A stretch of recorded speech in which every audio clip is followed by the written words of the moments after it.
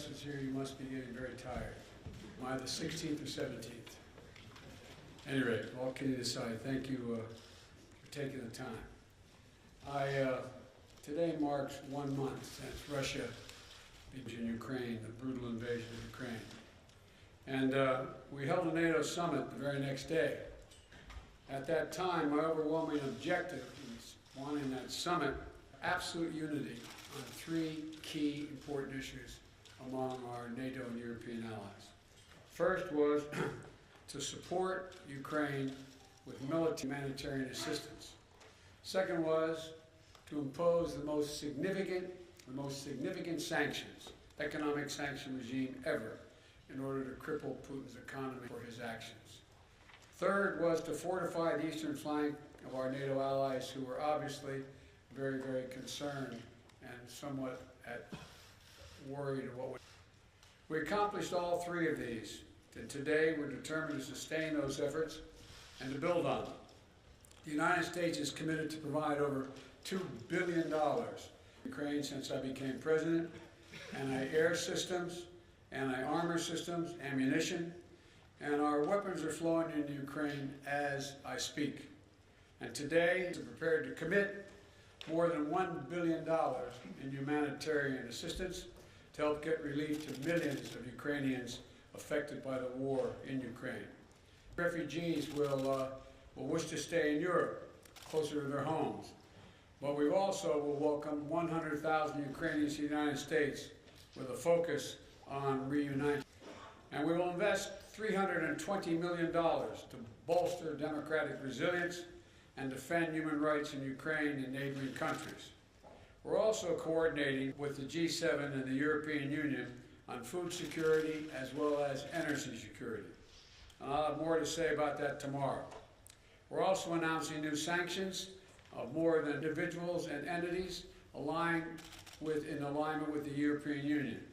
More than 300 members of the Duma, oligarchs, and Russian defense companies that fuel the Russian war machine. To the 100,000 U.S. forces now stationed in Europe to defend NATO territory, NATO established, as you already know, 4 new battle groups in Romania, Hungary, Bulgaria, and Slovakia to reinforce the Eastern Front. Putin was banking on NATO being split. My early conversation with him in December and early January was clear to sustain this cohesion. NATO has never been more united than it is today. Putin is getting exactly the opposite of what he had as a consequence of going into Ukraine. We've built that same unity with the European Union and with the leading democracies of the G7, in the G7. So I want to thank you. I'll be now happy to take your questions. Since there's so many people out there, been given a list. Now, how about Chris of the Associated Press? First question. Hi, thank you, Mr. President. So you have a threat of chemical weapons being used. Have you gathered specific intelligence that suggests that President Putin is deploying these weapons, moving them into position, or considering their use? And would NATO respond with military action if he did use chemical weapons? You know, on the first question, I can't answer that. I'm not going to give you intelligence data, number 1. Number 2, we would respond. Is it the nature of the response would depend on the nature of the use. Josh of Bloomberg. Perhaps I'll just project, Mr. President. Thank you very much. Fired your voice. I'd have been elected a lot earlier. It's been a long arm. Thank you. Can you talk to us about 2 things, sir? One, since your conversation have you seen any indications of action or lack of action from China that has led you to believe whether they will intervene and help Russia, either with the sale of arms or supplies to support this war in Ukraine? And secondly, can you say whether the conversation today turned to the subject of food shortages and what the U.S. will do to address wheat shortages in particular of this war? Thank you. On the first question relating to President Xi Jinping of China, I had a very straightforward conversation with Xi, I guess it's 6 days ago, 7 days ago, in that range. And I made it clear to him, I made no threats, but I made it clear to him that make sure he understood him helping Russia, as had been reported and as what it was expected. And I made no threats, but I pointed out the number of corporations that left Russia as a consequence of their barbaric behavior. And I indicated that I knew how much he, because we had long about his interest in making sure he had economic relations and economic growth with Europe and the United States, and indicated that he'd be putting himself at significant jeopardy in those aims if in fact he were to move forward. I am not going to comment on any detail about what we know or don't know as a consequence of, but tomorrow or next Monday that Ursula is having that conference with China.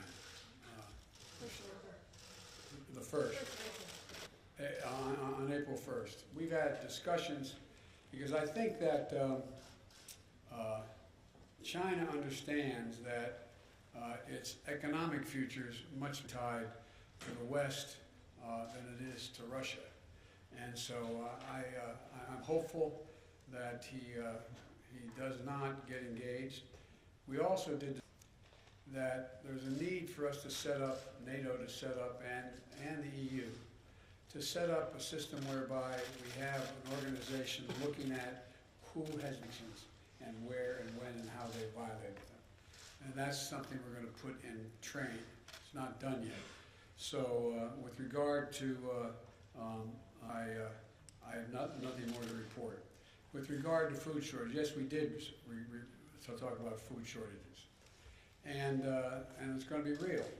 The price of the just imposed upon Russia, it's imposed upon an awful lot of countries as well, including European countries and our country as well. And because both grain have been the breadbasket of Europe in terms of wheat, for example, just give one example. But we had a long discussion in the G7 with both the United States, which has a significant, the third largest producer of wheat in the world, as well as Canada, which is also a major producer.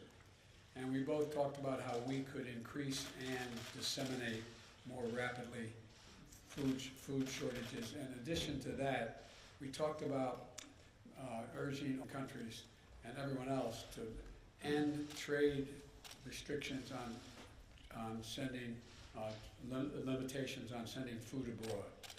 And so we are in with our European friends what it would take to help alleviate the concerns relative to food shortages. We also talked about a significant major investment, among others, in terms of providing for the need for humanitarian assistance, including food, as we move forward. Tarina of the Wall Street Journal. Watch out, you don't get hit in the head there now. Mr. President, in your view, does President any Ukrainian territory in order to gain a ceasefire with Russia, or is that completely off the table? And then also, do you think that Russia needs to be removed from the G20? My answer is yes. It depends on the G20. That was raised today, and I raised the possibility if that can't be done, if Indonesia, then we should, in my view, ask to have both Ukraine be able to attend the meetings, as well as basically Ukraine being able to attend the G20 meeting and observe. With regard to, what was the first question? If you think that Ukraine needs to cease of any territory in order to get a ceasefire. That is a total judgment based on Ukraine. Nothing about Ukraine without Ukraine. I don't believe that they're going to have to do that. There's negotiations, discussions, I should say, that have taken place that I have not been part of, including Ukrainians, and it's their judgment to make.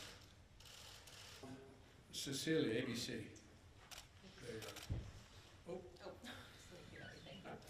Sir, you've made it very clear in this conflict that you do not want to see world war. Is it possible that in expressing that so early that you were too quick to rule out direct military intervention in this war? Could Putin have been emboldened knowing that you are involved directly in this conflict? No and no. You do not believe that? And to clarify on chemical weapons, if chemical weapons were used in Ukraine, would that trigger a response from NATO? It would trigger a response in kind. Whether or not you're asking whether NATO would cross, we'd make that decision at the time. And my final question to Poland tomorrow, do you think that getting a first-hand look at the effects of this war on these millions of Ukrainians who have fled their country could change the way that you might respond? In many, many war zones. I've been in refugee camps, I've been in war zones for the last 15 years, and it's devastating. And then you look at the most as you see these young children. You see children without parents that are in those camps or in refugees. You see women and husbands, and men and women who are completely lost and have no noise. You see the look, that blank look on their face. That absolute feeling of, my God, where am I? What's going to happen to me? And so it reinforced my commitment to have the United States make sure we are a major piece of dealing with the relocation of all those folks, as well as humanity needed both inside Ukraine and outside Ukraine. For example, this is not something that Poland or Romania or Germany should carry on their own.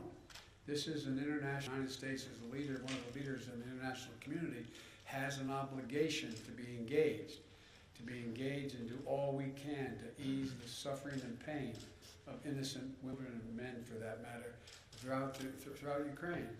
And those who have made it across the border. I plan on attempting to see those folks, as well as I hope I'm going to be able to see, I'm supposed to say where I'm going, am I? But anyway, I hope I get to see a lot of people.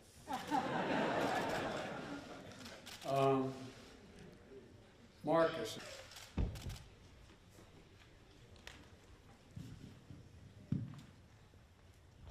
Thanks, Mr. President.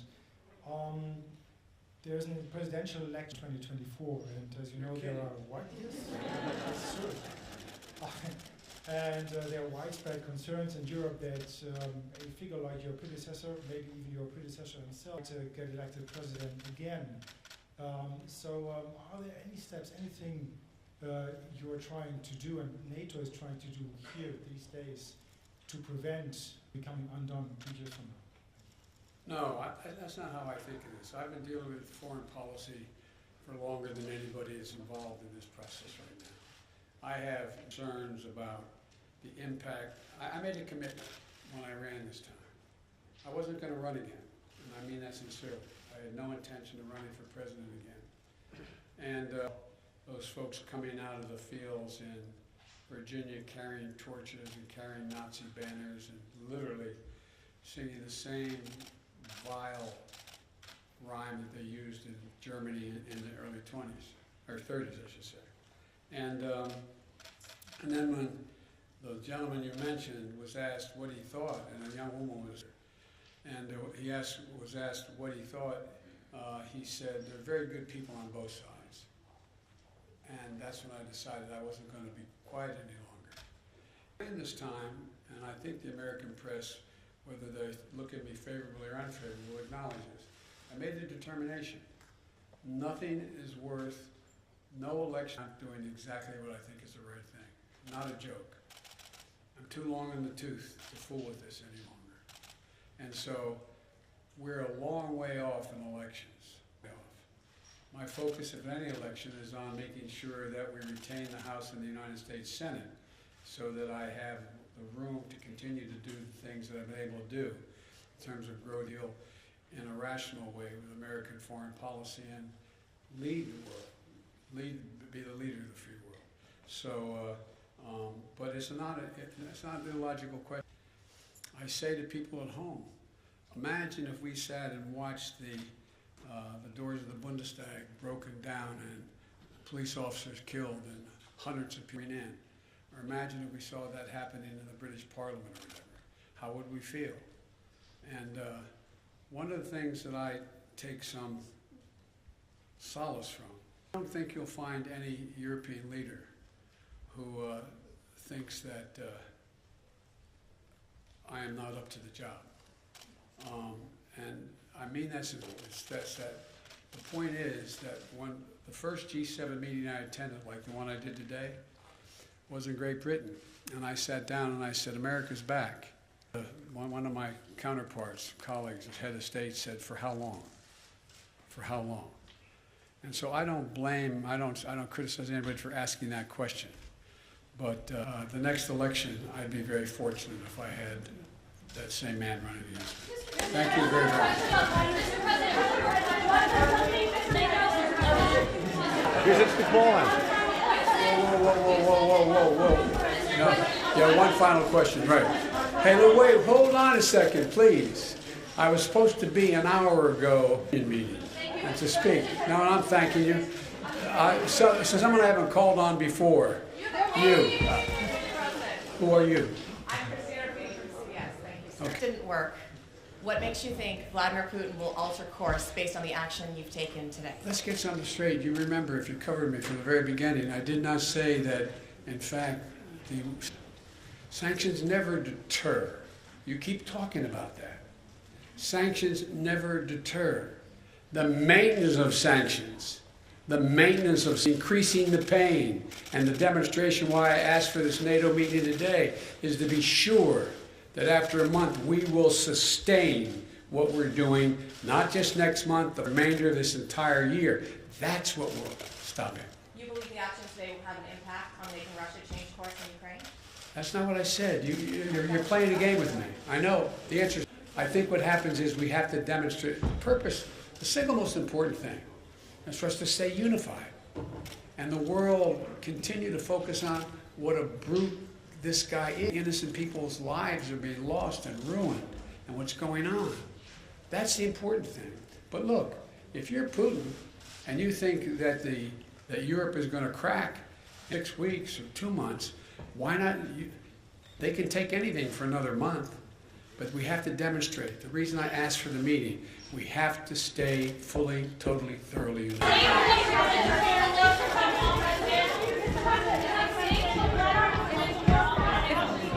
We could have everyone stay seated.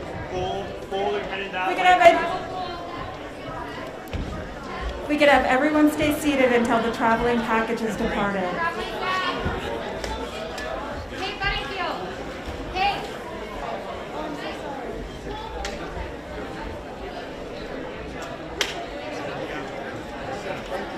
Hey man, it's great to see you. See you, brother. Good journey, man.